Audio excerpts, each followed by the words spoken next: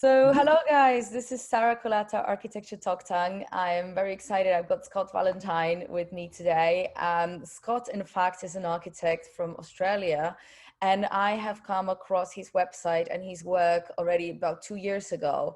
One of the reasons of that is because I'm interested in content marketing and niche topics in architecture. So if you're an architect and you focus on only providing a certain service in architecture, which is a very brave move considering that we're not much encouraged to do so in our profession. But Scott has actually made that bold decision of really focusing on one one part of architecture and doing it well, and it has proven successful for him. He's got a very strong communication strategy that he implemented on his social media as well as on his website. It's very clear and concise what he's doing as an architect, and being specializing also in content marketing. I've always used his platform and his existence on social media as an example for my students and in my coaching to show how great this strategy is and how it can work for you as well. So I'm really excited to have you today, Scott, on this talk. Thank you so much for joining me. And let's just start from thanks. So let's just start from the beginning. Tell us a little bit about yourself and your journey as an architect, and maybe that point when you decided that it's going to be hospitality design for me. Yeah. So I actually started in computer programming when I sort of finished school, and then I hated that because I'm kind of dyslexic, right? Which is most architects out there. So I love making things. I've been making things since I was a little kid. So I'm like, oh, I'll do architecture, and I liked it. I love staying up for 3 days at a time, trying to get in portfolios and whatever it is in school. Get on the journey through architecture, I came across my very first hospitality project was working on site in the Four Seasons Barbados. We were building a 5-star hotel and houses for people like Andrew Lloyd Webber and Simon Cowell, all these guys. It was a lot of fun. So that was the first taste of sort of the hospitality industry or hospitality projects that I got on. And it was really fun. You're in exotic locations and usually there's cool things happening. So I'm like, oh, I like this. I've worked on many sort of areas in architecture, as most of the people watching this would have, whether it's, multi-use, high-rise and master planning, so on and so forth. But I really, really enjoy that hospitality element. So I've worked for other people in hospitality. And then when I sort of went out on my own, I was really keen to continue that sort of that vein, that sort of work in that space, because I'd grown to know a lot of people in that area, hotel operators, other consultants who serve that space. And so to me, it was a logical choice. But so I guess that's how I got there. And then we sort of took the step of like, well, how do you set up a hospitality design company from scratch? Now, you said at the start that I was really successful. I've been very successful in one sort of little bit of what you need to do. There's a lot of things that people who are watching this will need to do, and we haven't been successful at all of them. Just some bits we've been very successful at, and the other bits we've been very unsuccessful at. But that's part of the game. If whether it's architecture or anything else, you kind of got to just get out there and do it. And in my upcoming talk for the Architect Success Forum, I'll be sort of trying to help people maybe make a strategy out of that. Like, what would I say? What kind of where should you do things at what time? So maybe you don't do what I did. I just went right into it, and I went right into content marketing, and I just went for it, which I wouldn't recommend for most people.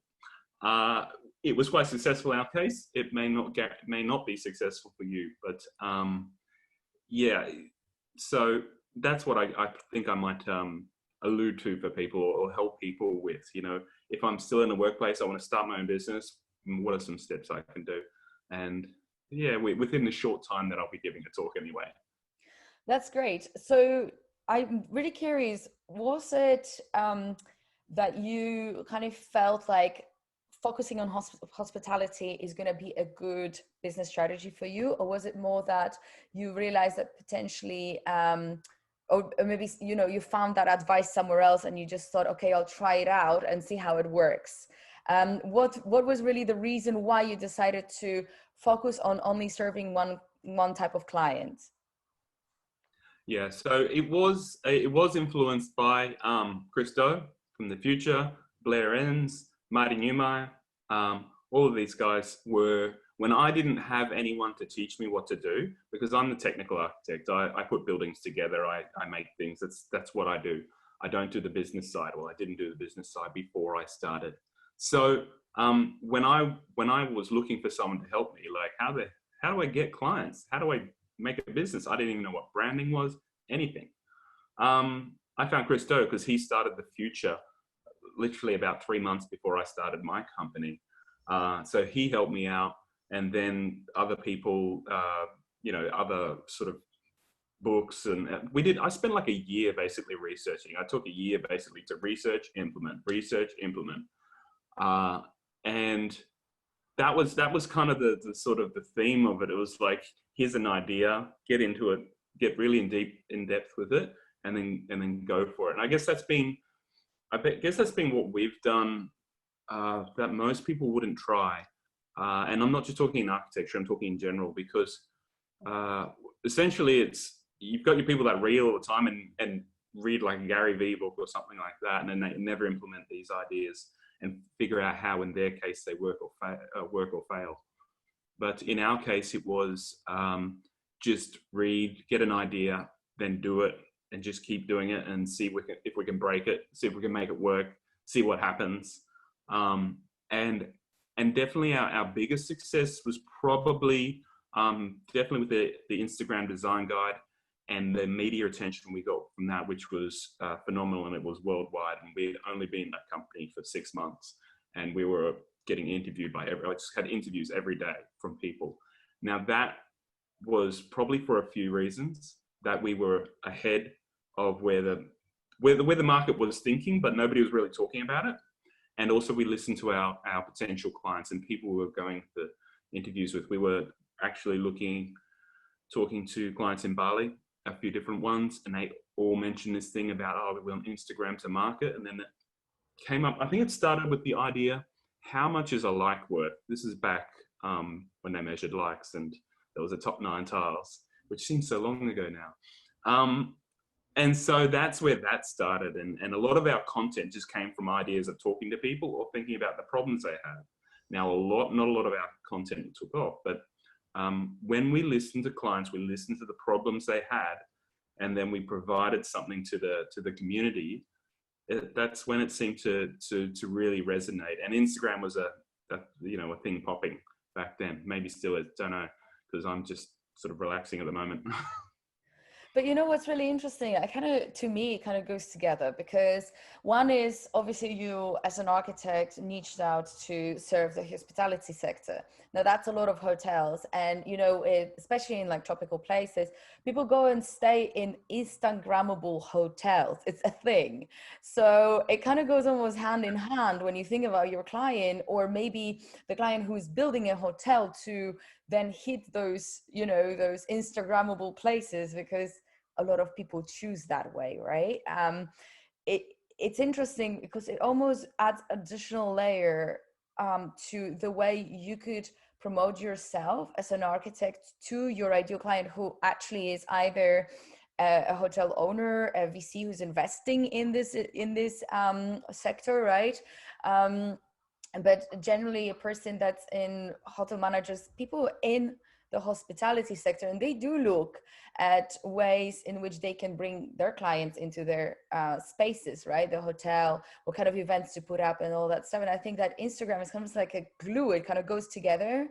And I think what I'm getting onto with this is that it really helps to show your client that you speak the language and you understand their needs and where they're coming from. And when I think about how you niched out, I just think that if I was to build a hotel, I would rather go to a person that understands the dynamic, understands the structure, understands what you want to create, and also the client that is using this kind of services.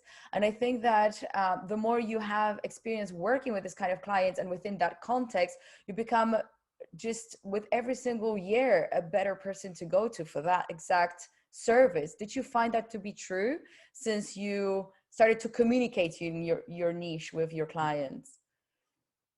Well, for a time, yeah, and we had quite a few inquiries afterwards, but it tapered off. And I think one of the definite problems that we were trying to get around in creating a niche and doing content marketing and all the stuff we were doing was we were trying to get over the 7 or 8 year hill, which is when most designers, probably small businesses, struggle up to about this 7 or 8 year point where they start to take a turn, and then the business goes well if they can survive to that point.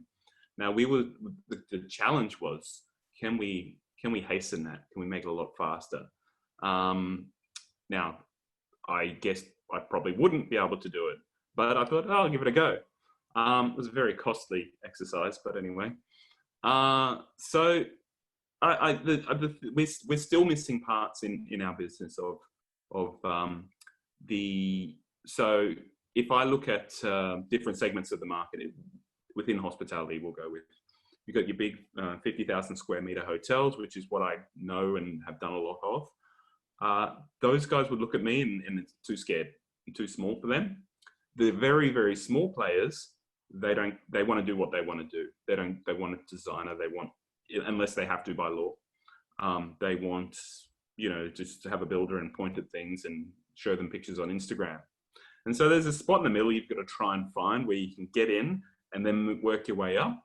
And that's been a real challenge, despite the media attention, the huge media attention we got.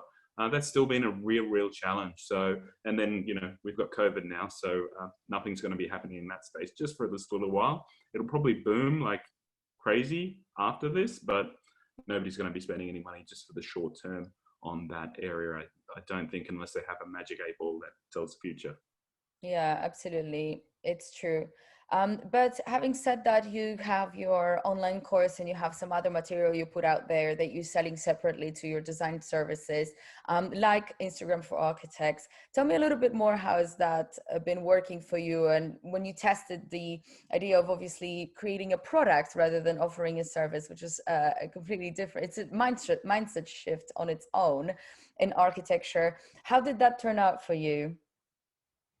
Yeah, so with not highly profitable. I wouldn't put it down to highly profitable. It probably pays for my software licenses, I guess.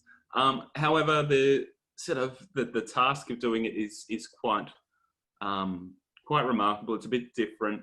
You've really got to learn to communicate in a certain way with each one of these things. I have copywriters, illustrators, and we go to it and we get it done, sort of thing. We've done some like what we want to do. We created actually a secondary brand, which was Ballet Academy. The whole idea is teaching non-architects about design theory in a very simple, easy to understand way. Because of the success of the Instagram Design Guide, we're like, okay, the market or people out there want to understand design theory, but like if you talk like an architect, nobody cares. Nobody's going to listen to you.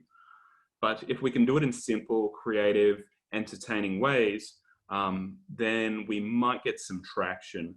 And look, it's that as well as been hard. And I think it's a longer game. Like I was really going hard at it, putting a lot of effort into branding, marketing, creating this content, and just sort of burn out. So that's been put on just paused at the moment. It's not stopped, it's paused. So we've, I still think there might be some sort of market out there, but I've got to sort of kind of get my bearings again and rethink how to do it. But I guess with all our online content, mostly it was for that. And then we did a few other things, which was Nurul, who worked for me, who's a great illustrator. She did an online course of how to draw the picture she does. If you look at all the images on our site, she drew them. So Yeah, she teaches people how to do that on Udemy. Yeah. So, it's it's a bit of fun, a lot of work, not financially rewarding to make any of those classes, not yet so far. I think to sort of pull it apart and put it back together, I was watching, I saw Dan Mace. Do you know of Dan Mace, Casey Neistat? Yeah, everyone knows who he is. Great. So he puts out a filmmaking course, and you watch Dan's videos and they're cool. And you're like, yes, I want that. So the reality is, if you want to make a great online course or something, the thing you're talking about has to be proven again, again, and again. This works. You need to know it too, or you better want to know it too. Because I've also done one on Skillshare, which is the branding. Oh, I've forgotten what I named it now. It's about teaching the way that we approach projects at the very start, either before we speak to the client or just after, where we do a very quick brand analysis of competitive sets and things like that, pull some information off the net so we can sort of go into a meeting and really sort of understand what the project might be about. Now, this is really good. We developed this ourselves, and not many people are watching it. So it's the things you can do can be amazing, but you've really got to get that momentum, or keep that momentum going. And part of that's getting projects, showing people how it works by just like having them stand in the finished product. So I tried that recently. We renovated a house, and I tried out some just very basic little theories and it works, because when people walked in, they said, Jesus, look big. It was a tiny little house. And then you could feel the space move, contract and expand as you go through. So some of the theory was in that. And so I needed to be doing that 700 times more or something. And tell me a little bit more, how did your Instagram strategy come about, and what is it exactly? You have a beautiful Instagram, but you obviously put together the course Instagram for Architects, and how is it working in practice for you and your business? Yeah, so I guess there's two different things here. So there's our Instagram, which is me putting up whatever the hell we're doing. We just try and keep it in lines of 3, keep it pretty. I don't think I've posted anything on there in a little while at the moment. I haven't even posted on my own account. I think this COVID thing's getting to everyone. But let's talk in normal times. But with the design, the Instagram design guide, or Instagram for buildings, that other thing, they're two separate things. So the whole idea behind the Instagram design guide was actually about architects considering marketing when they design. Despite all every single interview I did, there was always, they always had to find a negative person. Whether that person was really negative, I don't know. But it's always the person that says, oh, I wouldn't design for Instagram. And it's like, well, you wouldn't design for marketing, because what your client wants is you to help them make money on a building 990% out of the time, right? So it's the whole idea behind that is actually the theories that we use. We call architectural strategy. You could call it experience design. You could call it user-centered design. You could call it anthropological design, whatever you want to call it. It's where we understand human beings. We try and spend a lot of time at the start understanding the people it's for, the thing is for, the building. And that was sort of actually the whole premise behind the Instagram design guide, is creating user personas and helping people sort of think, well, why do people want to take a photo here? What's interesting about this place that people want to take a photo?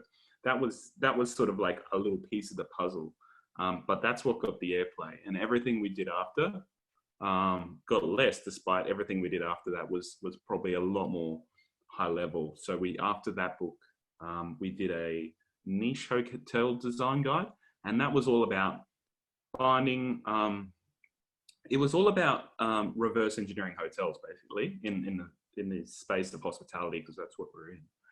And that didn't get as much, the theory in that and the ideas in that was so much better. And so something we had developed ourselves, because brand strategy is something we actually learned from Chris Do and Jose Caballera, but we developed for ourselves sort of all these other ways of doing things. But it, got less time. Now back to our actual Instagram. yeah, we put up some cool stuff up there, whatever it's kind of working on. And I think it's not really too different from other people. I don't know, other architects' Instagrams. I'm not sure because some of them are very. You go to anybody in Melbourne, and theirs is very Melbourne looking. It's dark and skivvies and round glasses and all of that. Ours is trying to be a bit more colourful and exciting. And a lot of the time, I let Noodle just go for it. Like, what do you want to do? Colours, all right, do it. It's fun. We just want people to have a lot of fun when they experience architecture. It's what it's all about. In the end, but we get serious about it sometimes, and panic that's 3 millimeters or too wrong. Yeah. I mean, to your comment about the potential negative feedback that you got on the topic of, creating Instagrammable architecture, I feel like we do it all the time. I think that it's internationally accepted in our industry to be generally building buildings that can be publishable, and we want to get into Dazine magazine and Arc Daily, and the moment you finish your project, you photograph it. Architects are obviously sending all these press releases to all these different magazines to get it published. It's exactly the same thing. What's the difference whether you publish in a design magazine or on Instagram? It's still just a picture that is like good looking of your design. And I think it's easy to criticize something that is potentially like a new strategy or a new mindset, but it taking the publishing process in your own hands can be actually even more beneficial for you in terms of how much power there is in social media, and like how far you can get by sharing and actually posting on social media, and platforms like Architecture Hunter, basically they just work on that, based on that principle that architects send publishable projects to them and get them published to 2.7 million people that follow the Instagram. So Instagram very much is like a new publication, like a new newspaper or a new magazine, but it's just all digital online, and we access it through our phones. And I just think that people sometimes fail to see the similarity of that approach, but it's very important to think of marketing. And one of the marketing strategies that we use is obviously publishing your portfolios. So actually going to the topic of niche marketing for architects and your actual panel at the Architects Success Forum. Tell us a little bit, maybe, don't sell all the golden nuggets that you will be sharing in the panel. Tell us a little bit about... I'm still writing it. But just some thoughts, just to get people excited for your panel. Yeah, I mean, what I really want to do for, I guess, the people watching, because I don't think I benefit from this in any way at all. So all I want to do is sort of give people a leg up from what we've learned. So what we'll be doing is just talking about some of the things we did right and some of the things we did wrong, and giving them a starting point that's a bit further forward than we are from a realistic perspective. So we've read the theory and we implemented it. We read it, we implemented it. We did this over and over again. And there are very few people who have done this. I didn't realize that till I was having a talk with Dave Sharp probably a year and a half ago, who's does something similar to you. And he was like, "You're the only one that's doing this." I'm like, "Really? I didn't know that." Yeah, you are. Just did it. Okay, all right, cool. So the whole point is, if I'm the only one doing it, then what I'll do is I'll help people, just give them that sort of head start. But what I want from them is to come back to me after they've tried some things and then tell me if it worked or failed and why they think it did. Yeah, so I guess that's the whole idea. I'll share what I've done, what worked, what didn't, because I've tried so many things. We'll say that without swearing. And I want them to come back to me, and tell me what to try some stuff. We even implemented the idea of what we do with brand strategy and, understanding human beings to sell suburban houses. I did a test case where we called it property branding, basically. I test cased it on a friend's house, a really non-exciting house in the suburbs, probably built in the 1970s and probably should have been bulldozed. Anyway, we jazzed it up in a renovate. We jazzed it up in Revit and put an extra bedroom on and showed how it could be renovated. And then we showed how we could develop the block and put some townhouses on there. We didn't do any more than that. We put a marketing package together, and then we wrote a description for people so that they could so that it was to a targeted audience who would find this property valuable, right? To a niche audience, if you will. And it sold for $60,000 more than the agent said it would get, which was like 16% more than the price or something. It was phenomenal. It was, it worked. And all I did was draw up, a building and say some messaging, basically. I tried to sell that idea, like, hey, I'll help you sell your houses. I mean, couldn't get anyone to buy it. It's just like, what? This is like, I'm making people money here. Anyway, don't know. It was a cool idea, and it still is, but you still need to convince someone else this works, even when you've got a working example. I don't understand the world. I try hard to, but I don't. I mean, I think what's really admirable is that you're trying so many different things, and you're definitely thinking outside of the box and getting out of this kind of architectural comfort zone, because and putting up online courses and creating all these different PDFs and little training material, beautifying the message as well, and even the idea that you shared right now is somehow different than what architects normally do. To promote themselves and get their message out there. And I think it's great that you're doing this. And I know that one of those ideas will work well eventually, because that's just how things are in business. You try all these different things, you just have this entrepreneurial soul, but eventually something clicks. And I think you are sort of, maybe you don't realize it, but you are sort of a pioneer in our industry in respect of getting your online products out there, online courses. And, people like me and maybe even Dave Sharp, like you mentioned, notice that, because we are in this industry. We talk about online education for architects and the potential that there is in sharing our expertise online, and also consulting online, having this consultancy services available. And maybe the community, maybe our industry is not yet as of ready today for this, but it's coming. Like this shift, this movement is coming, and it's inevitable. It's a little bit like, when Netflix took out blockbusters out of business. There will be the technology that is that we're using today, even over COVID, the way we communicate, the way we organize virtual conference, things like that. It's like a primitive version of what it will be, but it already gives us a window into the future, and how digital transformation can really prove to be quite a powerful tool for architects as well. Not only to conduct remote work and serve clients, but also actually share their knowledge and expertise and organize events and things like that, gatherings, communicate. So there's just heaps of potential in it. And maybe, just maybe, one of the reasons why these things are not taking off as of yet, so the way you might expect, is because the industry is not yet ready for it. But it's not to say it's not that's what I've come to the conclusion with. Sorry, I didn't mean to cut off. But that's the conclusion I've come to, especially with the brand strategy, which everything we do revolves around that whole same idea all the time. Understand users, really understand the users, and make the thing for them, right?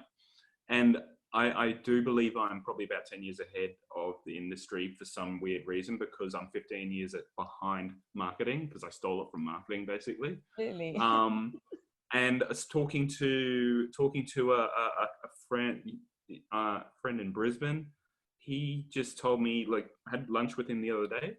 He said that University of Queensland had just decided to bring anthropological studies into first year uni. So it's catching on, because it's the same idea, study of human beings. And that's going into, as far as I know, this was confirmed verbally to me, that it's going into first year of the architecture course at University of Queensland. So that's really exciting that the universities are clicking onto it, because I did meet the other university probably a year before that, and they just looked at me funny, like, no, we don't do that. I'm like, this is really important. This is like, it changed my whole perspective on design and probably life. And because we think we think about the user, but until you sit there for a day or 2 days just studying them and then trying to really pull them apart and put them back together, then you don't really understand the user. You know, you start drawing some things and saying, oh, they're going to sit here, or they're going to walk here, or whatever.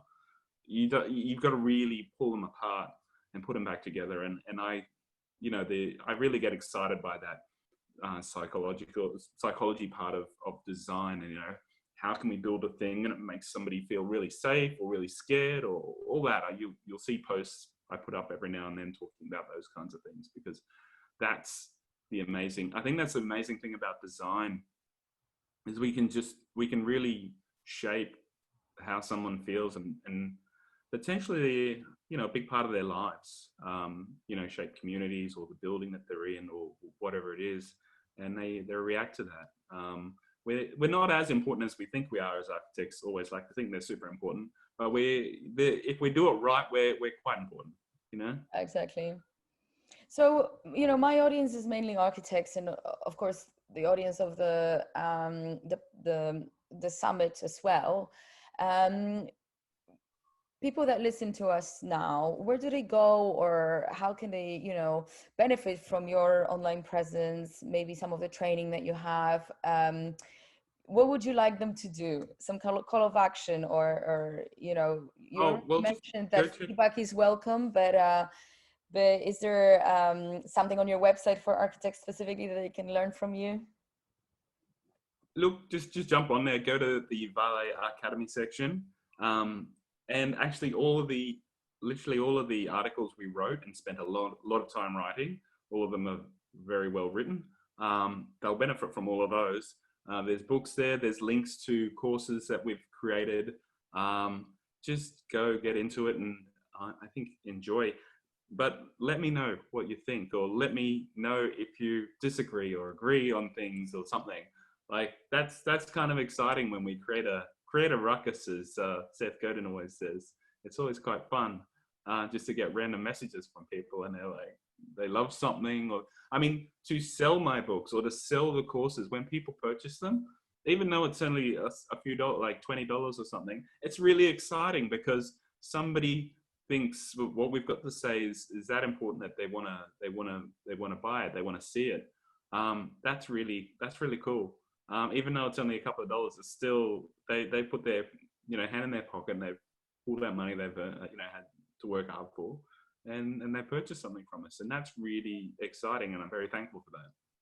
Amazing. I applaud you for doing this. It's really great, and I do believe that there is a future in this, in creating products and putting your knowledge out there and letting other people access it in kind of like bite sizes, because obviously an online course or a PDF is just a bite size of everything you know, and potentially that the value that people would get by hiring you as a consultant 101 on the bespoke service, you know, but putting your knowledge out there and packaging it into beautiful PDFs or books or articles or online courses, it's just a beautiful contribution. I love the fact that you're doing this, and hopefully it's gonna take off more and more in the future, as people are ready also to purchase this kind of products, because right now, you know, we're not used to it per se so much, not as architects.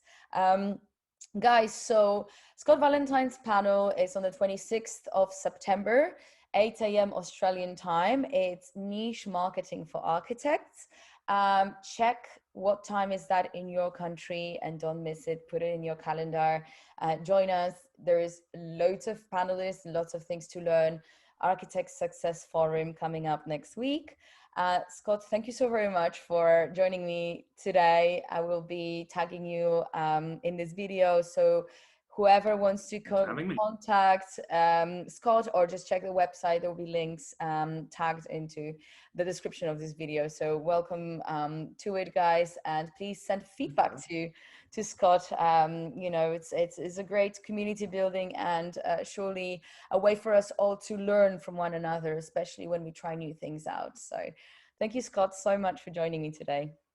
Thanks for having me. I really appreciate it. And you know, I look forward to seeing everyone at the Architect Success Forum. That's another thing. I'll be really excited to see what happens out of that, like just how people react. Exactly. Absolutely. It's an exciting thing, and it's great to get all the community together as well. Cool. All All right. right. Thanks for having Thanks me. so much. Thanks.